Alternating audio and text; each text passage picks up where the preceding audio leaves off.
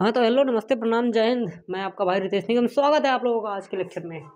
और आज हम लोग करने वाले हैं पैनक्रियाज। इससे पहले हम लोगों ने एड्रिनल ग्लैंड के बारे में पूरा क्लियर कर लिया था, समझ लिया था। और आज हम लोग करने वाले हैं पैनक्रियाज। पैनक्रियाज एक्चुअली अगर इसके बारे में हम लोग पढ़ें तो देखेंगे कि जो हमारा पैनक्रियाज होता है उसमें 3 सेल्स होते हैं। ये हमारा समझ लीजिए पैनक्रियाज अगर है, इसमें 3 सेल होते हैं। पहला होता है हमारा अल्फा सेल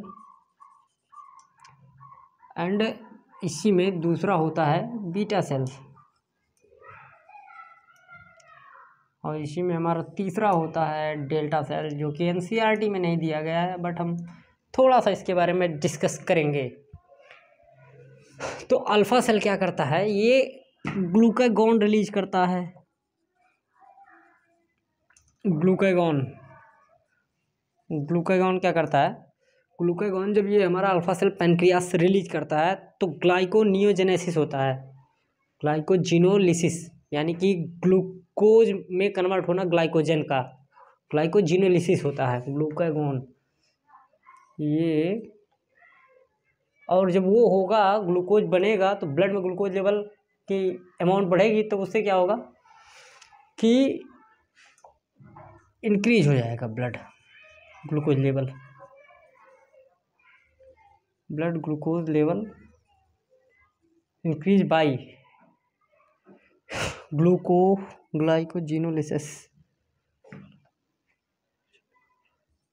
ग्लाइकोजिनोलिसिस। अब ये कैसे कैसे होता है, जैसे हमने ग्लाइकोजिनोलिसिस कहा तो यानी कि इसका मतलब होगा ग्लाइकोजन जो होते हैं उनका कन्वर्जन इन ग्लूकोज में कन्वर्ट होना। और कैसे ग्लूकोज लेवल कम होगा, बढ़ेगा ब्लड में ग्लूकोज का लेवल, सेलुलर अपटेक जो है वो हम लोग कम कर देंगे, यानी कि सेल्स में जो ये ग्लूकोज जाते हैं उनका अपटेक कम कर देंगे। इससे हमारे ब्लड में बढ़ जाएगा ग्लूकोज। तो सेलुलर अपटेक जो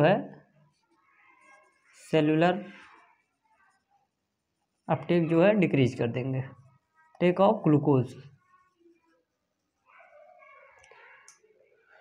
ही हमारा ग्लूकागॉन जो होता है हाइपर ग्लाइसेमिक होता है, हाइपर ग्लाइसीमिक। अब जो हमारे बीटा सेल्स होते हैं ये क्या करते हैं, ये भी सेम उसी की तरह, जैसे ये ग्लूकागॉन रिलीज करता है तो वैसे ये इंसुलिन रिलीज करता है। इंसुलिन क्या करता है हम देखते हैं। अब ये इंसुलिन हमारा रिलीज हो गया, समझ लीजिए बीटा सेल से, पैनक्रियाज के बीटा सेल से इंसुलिन रिलीज हो गया, इंसुलिन। अब इंसुलिन क्या करेगा, ये होता है हाइपोग्लाइसेमिक, यानी कि हाइपोग्लाइसेमिक, इसका मतलब ग्लूकोज का लेवल कम कर देने वाला। इंसुलिन अगर हमारी बॉडी में बढ़ जाती है तो ग्लूकोज का लेवल कम हो जाता है। इससे क्या होगा, डिक्रीज हो जाएगा ब्लड ग्लूकोज लेवल। और ये कैसे डिक्रीज होगा, जैसे हमने यहाँ बताया था कि सेलुलर अपटेक ऑफ ग्लूकोज कम कर देंगे, जिससे कि सेल्स में नहीं जाएगा ग्लूकोज तो ब्लड में बढ़ जाएगा। वही चीज़ हम लोग यहाँ पे बढ़ा देंगे, सेलुलर अपटेक जो है बाई सेलुलर अपटेक इंक्रीज कर देंगे। सेलुलर अपटेक हमने इंक्रीज कर दिया, अपटेक ऑफ ग्लूकोज जैसे ही हमने इंक्रीज किया इसको, यानी कि सेलुलर अपटेक नहीं हुआ तो ब्लड में ग्लूकोज लेवल ऑटोमेटिक घट जाएगा। अपटेक ऑफ ग्लूकोज अगर बढ़ा देंगे तो उसमें जाने लगेगा तो ब्लड में ग्लूकोज लेवल कम हो जाएगा।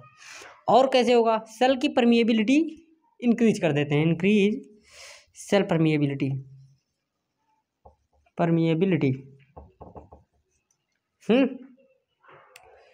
वैसे ही हमारा होता है डेल्टा सेल गामा सेल कह लीजिए। तो ये क्या करता है, सोमैटोस्टैटिन रिलीज करता है।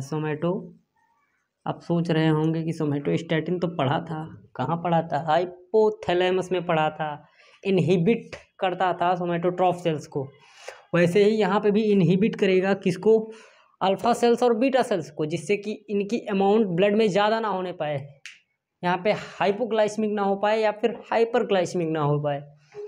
ये सोमेटोस्टेटिन इनहिबिट कर रहा है